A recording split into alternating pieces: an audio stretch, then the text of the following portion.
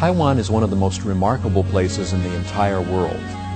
Everyone knows that the people here are hardworking and practical and enjoy a stable and peaceful life.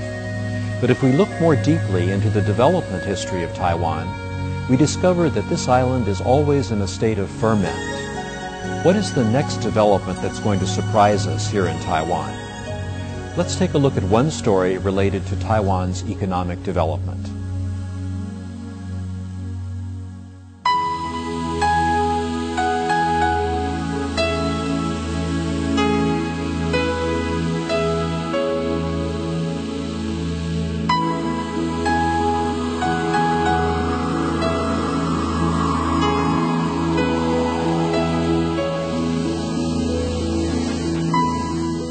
L'île pittoresque et enchanteresse de Taïwan s'est fait connaître dans le monde sous le nom de Formose, signifiant belle en latin et portugais. Avec une superficie de 36 000 km², proche de celle des Pays-Bas ou de la Suisse, elle a une population de 23 millions d'habitants.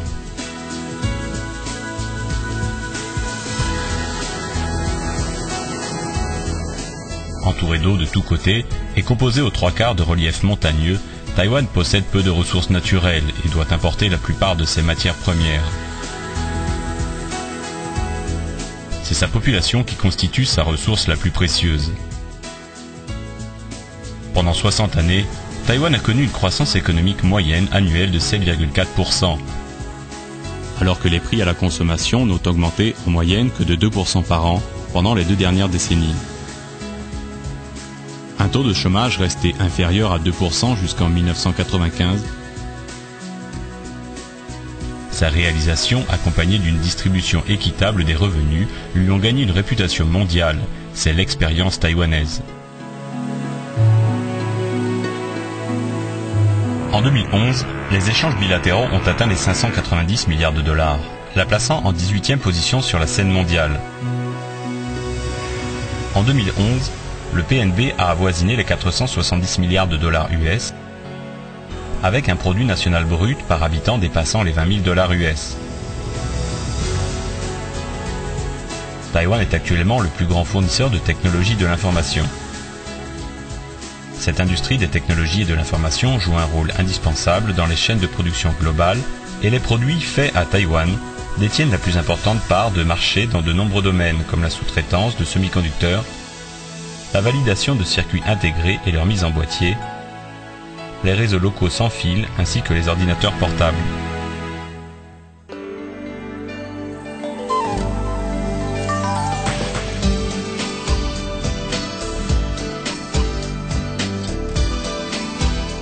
D'une grande beauté et dotée d'une riche diversité culturelle, Taïwan offre au monde un ensemble coloré. Le succès de la transformation de l'île peut être principalement imputé à sa population travailleuse et à la vision à long terme du gouvernement dans ses stratégies de développement opportunes et bien organisées, en concordance avec chaque étape de progression.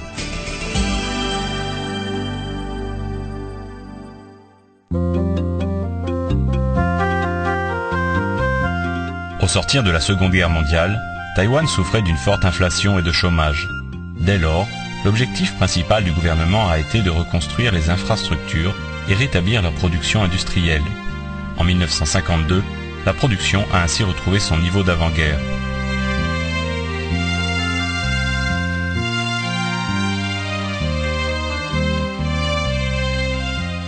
En 1953, Taïwan a lancé son premier plan de développement économique de 4 ans, promouvant l'agriculture pour encourager l'industrialisation et utilisant l'industrie pour développer l'agriculture. Le gouvernement mit en place une politique de réforme agraire, réduisant les droits de fermage sur les terres cultivées et transférant les propriétés des terres aux cultivateurs.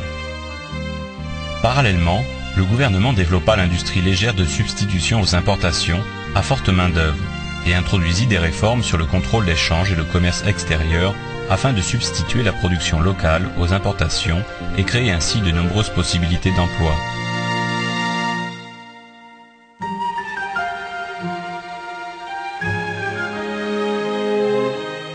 Même si les résultats de la politique de substitution des importations furent une évidence, le marché intérieur limité de Taïwan commençait à arriver à saturation. Le temps était venu de passer à de nouvelles orientations visant les marchés étrangers. Pour encourager les exportations, le gouvernement instaura la loi pour l'encouragement des investissements, qui consistait en des réductions et des exemptions de taxes pour encourager les investissements étrangers à Taïwan. Cette loi permit aussi la création de 3 zones tournées vers l'export, à Kaohsiung, Tanzhe et Nanzhe. Ces politiques permirent une augmentation de l'emploi et assurèrent un accroissement des revenus.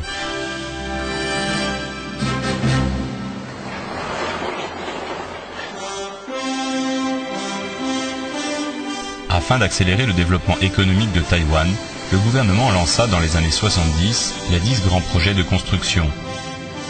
Projets prévoyant le développement du train, des ports et des aéroports, ainsi que des infrastructures électriques, de la sidérurgie pour la construction navale et des usines pétrochimiques pour développer les industries lourdes. Lors des crises de l'énergie, la mise en place de ces projets et les 12 projets suivants offrirent le double avantage d'étendre la demande intérieure et de stabiliser l'économie, permettant à Taïwan de pallier en toute sécurité aux 2 chocs pétroliers.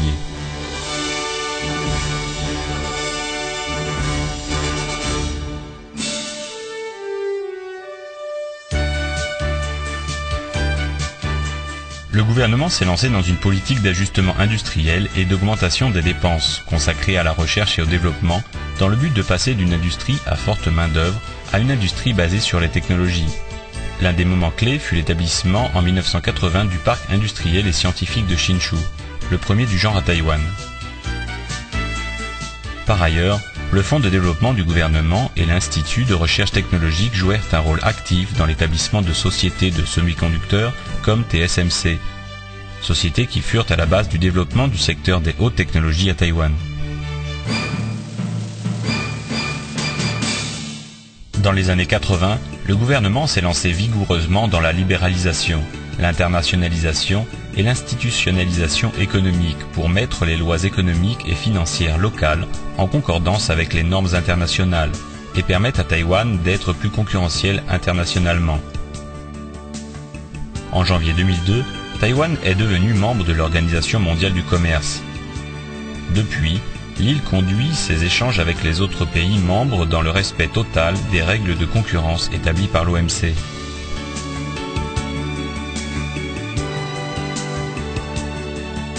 Avec une prospérité croissante, apportée par le développement économique taïwanais, le gouvernement s'est attaché à s'assurer que l'ensemble de la population bénéficie des retombées de la prospérité.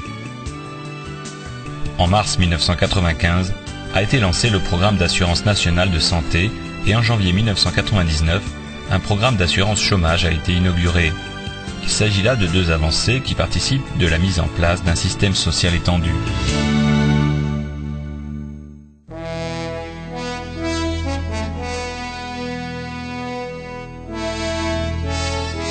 Depuis l'année 2000, pour donner de l'impulsion au redécollage économique, le gouvernement a investi fortement dans le capital humain, la recherche et le développement et l'innovation, ainsi que dans la logistique globale et l'environnement de vie. Dès son arrivée au pouvoir en 2008, Ma Ying-jeou a mis en place des mesures accélérées pour stimuler l'investissement public, rénover l'industrie et consolider les liens mondiaux pour faire de Taïwan un centre global d'innovation. Une plaque tournante du commerce dans la région Asie-Pacifique, ainsi que le siège d'opération des entreprises taïwanaises implantées à l'étranger. Pour développer les infrastructures publiques, le gouvernement projette de dépenser 3 990 milliards de dollars taïwanais dans les 12 projets de e-Taïwan pendant 8 ans, de 2009 à 2016. Les 12 projets incluant ceux pour développer un réseau de transport rapide et pratique dans toute l'île, construire un Taïwan intelligent, établir des couloirs de l'innovation industrielle et planter de nouvelles forêts, sont destinés à améliorer fortement l'environnement pour les innovations industrielles et pour améliorer la qualité de la vie à Taïwan. Sur le front du remaniement industriel, le gouvernement continuera à promouvoir le développement des 6 principales industries naissantes, des 4 industries émergentes de l'intelligence, ainsi que des 10 industries principales de services. De plus, le gouvernement va redoubler d'efforts pour promouvoir la transformation de la structure industrielle, plus particulièrement en aidant à la réforme des industries traditionnelles, en y infusant de l'innovation, de l'esthétique, de la protection environnementale et autres nouveaux éléments. puis en accélérant le développement de services exportables. Au niveau du réseau mondial, Taïwan continuera d'accélérer et d'élargir son positionnement international pour rester dans les tendances internationales de globalisation et d'intégration internationale. Suite à l'ouverture des liaisons aériennes et maritimes directes entre Taïwan et la Chine continentale en juillet 2008, 50 aéroports offrent actuellement des vols directs. La signature de l'accord cadre de coopération économique du détroit de Taïwan, ECFA, qui a pris effet en septembre 2010, les entreprises investissant à Taïwan peuvent profiter de gros avantages comme des conditions préférentielles dans le commerce de produits et de services avec le continent. De plus, pour accélérer l'intégration dans le système économique mondial du commerce, le gouvernement établit des plans pour des zones libres de démonstration économique et pousse à l'intégration dans l'accord de partenariat transpacifique, TPP, dans le but de continuer d'élever le statut de Taïwan sur la carte de l'économie et du commerce mondial. Un autre thème de la politique du gouvernement actuel est de créer une société juste et prospère. Le gouvernement a lancé officiellement le système de retraite nationale en octobre 2008, complété par l'introduction du nouveau système de retraite du travail en janvier 2009. Ces mesures marquent le développement officiel de la sécurité sociale taïwanaise vers un système d'assurance de retraite double. Il y a aussi actuellement dans l'agenda du gouvernement une volonté forte d'améliorer le partage des richesses et l'amélioration des soins pour les personnes défavorisées, afin que tous les Taïwanais puissent jouir plus équitablement des fruits de la croissance économique. Nous travaillons aussi d'arrache-pied pour construire un environnement durable, économe en énergie. Nos efforts sur ce front ont progressé avec les débuts officiels du train à grande vitesse entre le nord et le sud de Taïwan en janvier 2007, ouvrant une ère nouvelle où chaque partie du pays est accessible en un voyage facile de moins d'un jour. Alors que nous travaillons à améliorer la qualité de vie à Taïwan, nous n'oublions pas de remplir nos devoirs en tant que membres du village global.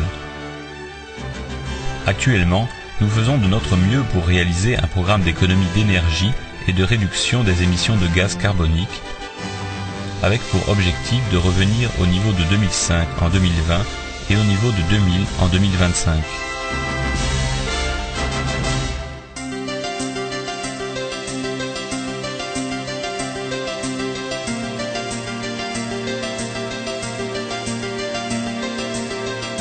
En 2011, malgré les répercussions de la croissance en baisse des pays occidentaux avancés, Taïwan a conservé un taux de croissance de niveau intermédiaire de 4,03%, avec une inflation légèrement supérieure de 1,42%. Dans les classements mondiaux de compétitivité pour l'année 2012, publiés par l'Institut IMD, basé en Suisse, Taïwan a été classée 7e économie la plus compétitive parmi les 59 économies évaluées. Le FMI, quant à lui, prévoit que le taux de croissance de l'économie taïwanaise sera supérieur à celui des 4 tigres asiatiques de 2012 à 2016. En janvier 2012, le président Ma a gagné les élections pour un second mandat. Quand le nouveau gouvernement a prêté serment le mois suivant, le Premier ministre a dévoilé le nouveau thème directeur de l'administration, à savoir développer une économie qui enrichit le peuple, en mettant l'accent sur la consommation, l'investissement et l'export, les 3 moteurs de la croissance économique. Le gouvernement intensifiera ses efforts pour améliorer la distribution des revenus et protéger l'environnement. Le gouvernement mettra aussi en place la compilation d'un index du bonheur national pour mesurer les progrès réalisés dans l'évaluation du sens du bien-être dans la population, alors qu'elle s'efforce de créer une décennie en or de prospérité, partage et développement durable.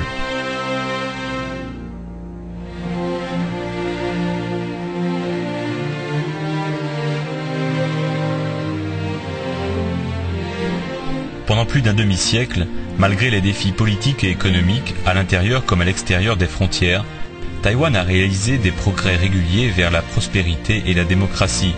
Malgré toutes les difficultés, l'opiniâtreté des Taïwanais a rendu possible le miracle économique qui a attiré l'attention du monde entier.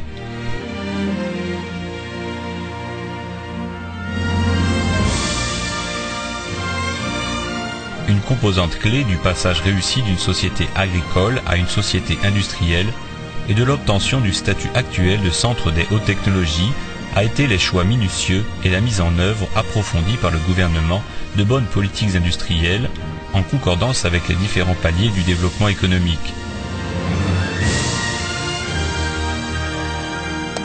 Aujourd'hui, la population taïwanaise est prête et enthousiaste pour un avenir encore meilleur. Merci d'avoir suivi notre brève présentation sur les atouts uniques de Taïwan et ses espoirs pour un futur encore meilleur. Nous vous souhaitons la bienvenue à Taïwan et espérons que vous passerez un séjour agréable et enrichissant.